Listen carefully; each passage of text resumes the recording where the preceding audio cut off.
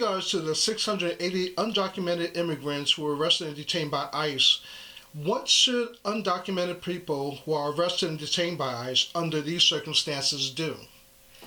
Okay, it's important to recognize that the United States Constitution, in fact, the Fifth Amendment of the Constitution, states clearly that citizens of this country have the right to due process, and permanent residents of this country have the right to due process, and individuals generally have the right to due process.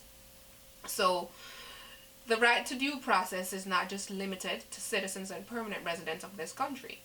The right to due process also extends to undocumented immigrants of this country. Now, what is due process?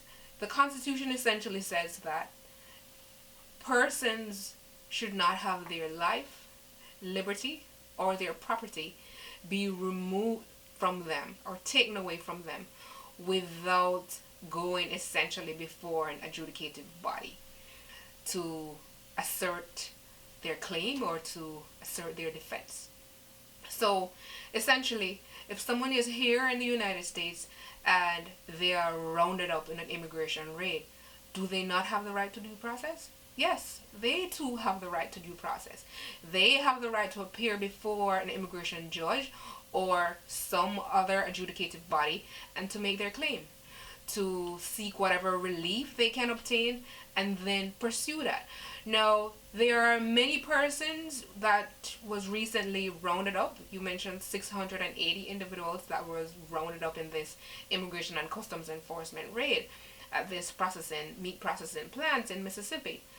And does the due process rights not extend to them? And the answer to that is yes. By all means, it should extend to them. Now, are they aware in many instances that they have rights or due process rights? And the answer sometimes is no. Oftentimes, persons who are here and are undocumented believe that they have no rights. And that simply is not correct.